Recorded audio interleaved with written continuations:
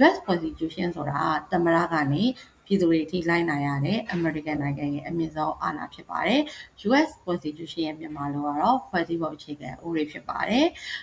သူ့မှာဒီခေတ်တော့က US Constitution မှာဥပဒေတွေများစွာနဲ့ဒီခေတ်တော့ရေးသားထားတာဖြစ်ပါတယ် US Constitution မှာဆိုလို့ရှိရင်ပထမအဆုံးအနေနဲ့ US Constitution မှာ preamble ခေါ်တဲ့ဏ္ဍန်ကိုတွေ့ရမှာပါဏ္ဍန်မှာတော့ American နိုင်ငံရဲ့ goals ရည်မှန်းချက်တွေကိုဖော်ပြထားပါတယ်အဲ့ဒီ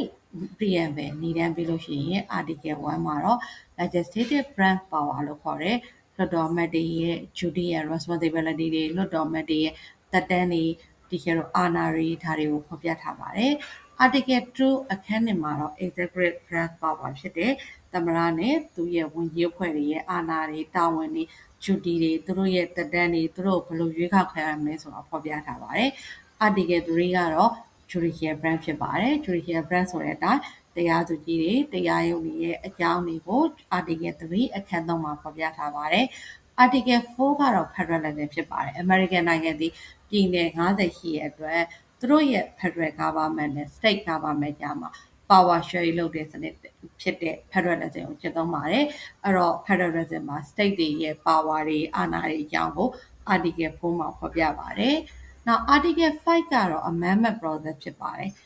United States Constitution ဆိုတာနှစ်ပေါင်း200ကျော်သက်တမ်းရှိတဲ့သူ့ကို living constitution လို့ခေါ်ပါတယ်အဲ့တော့နှစ်ပေါင်း200ကျော်ဒီ US Constitution ကို American နိုင်ငံကျင့်သုံးခဲ့တာဖြစ်တဲ့ဟုတ်တော့အခုခေတ်နဲ့ကိုက်ညီတဲ့ဥပဒေတွေကိုသူတို့နိုင်ငံရဲ့ Constitution ထဲမှာအသစ်ထပ်ထည့်လို့ရပါတယ်အဲ့လိုအသစ်ထပ်ထည့်ခြင်းရင်ထပ်ထည့်လို့ရတဲ့ process ကို article 5အခန်း9မှာဖော်ပြပါတယ်တခြားသောနီလန်နဲ့ဒီကျတော့ထပ်ထည့်လို့မရပါဘူးဒီကျတော့ article 5မှာဖော်ပြတဲ့ amendment process နဲ့ပဲဒီကျတော့ထပ်ထည့်ရပါမယ်နောက်တစ်ခုကတော့ article 6ပါ United States ဒီကျတော့ federalism စနစ်ကိုကျင့်သုံးတဲ့အတွက် federal government နဲ့ state government ပြဿနာဖြစ်စေ state government အချင်းချင်းပြည်နယ်နှစ်ခုရဲ့ကြားမှာပြဿနာဖြစ်စေဘာလို့အဲ့လဲဆိုရင်ဂျားထဲမှာဖြည့်ရှင်းပေးမဲ့အချုပ်ချာအာဏာအမြင့်ဆုံးဖြစ်တဲ့ supremacy power လို့ပါတယ်အဲ့တော့ article 6အခန်း6မှာ supremacy ရဲ့ power တွေအကြောင်းကိုဖော်ပြထားပါတယ် article 7အခန်း9ကတော့ ratification မှာအတည်ပြုလက်မှတ်ရေးထိုးတာပါသူကဘာနဲ့ဆက်ဆက်လဲဆိုတော့ကြတော့ဒီကျတော့ article 5မှာရှိရဲ့ amendment process နဲ့ဆက်ဆက်ပါတယ် article 5မှာတော့က